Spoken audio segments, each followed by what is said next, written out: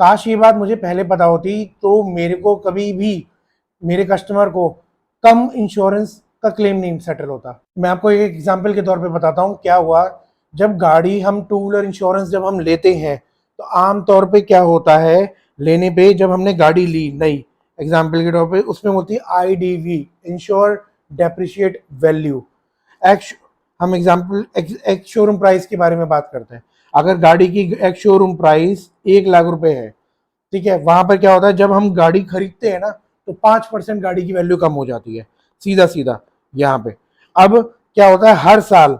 जो डीलर होता है या ऑनलाइन में हम ट्राई करते हैं तो मान लीजिए जैसे हर साल जो गाड़ी की वैल्यू है कायदे में 10 to 15% कम होनी चाहिए, लेकिन डीलर्स अक्सर या ऑनलाइन आप कॉम्पिटिशन के चक्कर में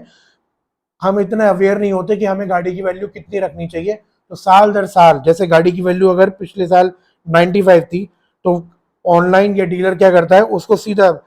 15 से 20% घटा देगा, यानी कि उसके 70,000 कर देगा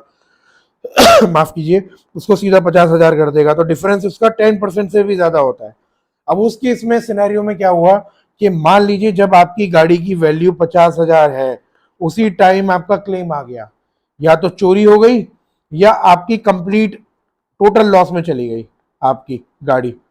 लॉस, टोटल लॉस में चली गई, कंप्लीट लॉस हो गया गाड़ी की पूरी।